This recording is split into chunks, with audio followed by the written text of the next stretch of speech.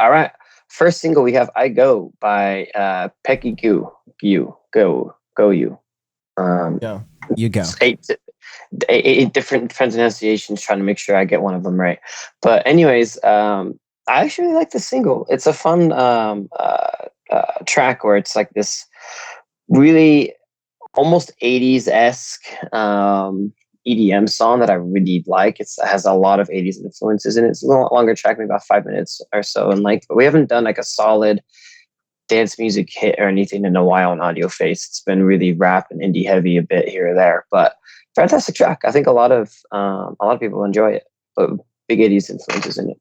Yeah, Peggy Gou I like how Sean was just like spreading his bases, just like going to all of the pronunciations. But again, we may not be the best with that part of it, but her work, all the music, bangers, just constantly. Good. I've had like Starry Night and a couple of other songs from like a similar era of 2019 EPs like on my playlist for a while. Super good. Love everything she does as a DJ. But yeah, that's much of what I got for that. Next one, there's Gravity Glidin' by Masked Wolf. Yeah, it's a short little trap song, and it's whatever.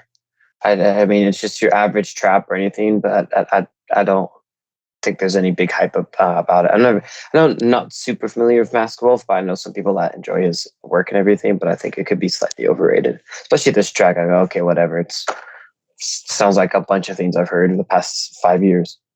Yeah, it's one of those things where I'm paying less attention to the trap artist in this case, who's pretty like, inoffensive. Like it's sort of like almost a Drake level, except like, Drake's a different thing, but it's just like, this is not great, not terrible. It's just like, its own sort of bland thing.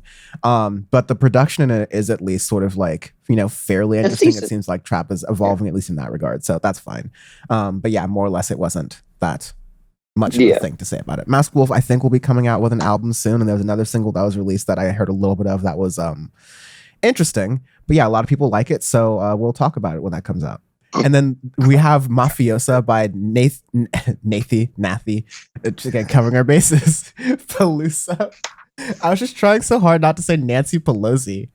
That's the same thing. Whenever I see her name on the screen, I want to say Nancy Pelosi too. But we'll put respect on her name. Okay, I'm not going to say that because I want to respect her as an artist. So yeah. So we'll put respect. Two Ks. Not one, not three, 2Ks on her name with Mafiosa, because it's a really cool song, and the music video for it as well. Yeah, you got to describe it. I was gonna say it's like a salsa kind of thing, and in the again, like Dan understands 40% Spanish kind of translation. It's like women playing with the idea of like the men are incapable and too scared to be in the mafia and like running the mafia themselves. So, like the women are like taking over and running a mafia and being in like a new mafia themselves. And it's like a fun kind of empowering song in that way. And the music video also kind of illustrates this in a really cool kind of shot kind of way. So yeah, it's a really fun song. Really liked it. Liked that came in my pick. That's a fun track. I enjoyed it too. And last but not least, we have Motley Crue by Post Malone. Okay, Sean, I gotta stop you there. Last and least, we have Post Malone's Motley Crue. Right? Yes. Last and least, Motley Crue by Post Malone. This is one of the worst songs I've heard this year by far.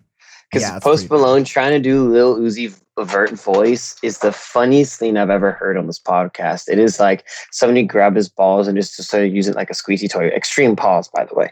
But just destroyed his voice trying to do it. And it is the funniest thing in the world to hear it. It's atrocious. It's horrible. We here on the Audioface podcast really do enjoy when artists take the chance and do something different with their sound. Honestly, really.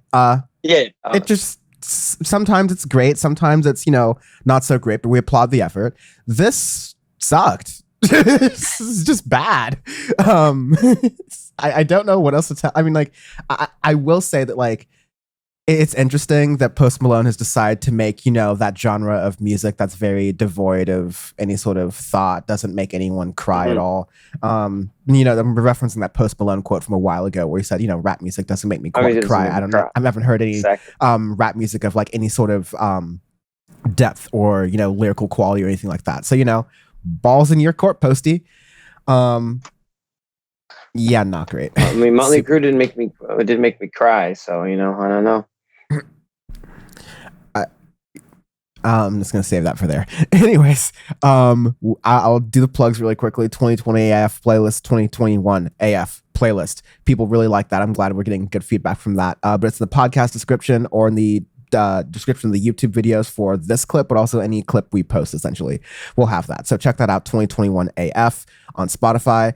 Check out our bonus episodes. People like the bonus episodes. They're in our podcast description, in our podcast history. So if you go back into previous episodes or just check through YouTube. Bonus episodes we've done recently on Daft Punk, Doom, Caro Caro Bonito, The State of Music 2021, all great. And then make sure you're supporting Audioface by liking us on Twitter or Instagram, liking our stuff on Twitter and Instagram. And make sure you follow us on YouTube as well. Subscribe to us at youtube.com/audiofacepod because we are publishing so many things on there. So make sure you check that out. And thank you, Peter, for editing this. Peter at Dead Music Productions. That's Dead Music 666 on Instagram. Love how I say that every single time on a Sunday. That's not doing great for my chances of getting into heaven, which were already super high. So let's go into the news.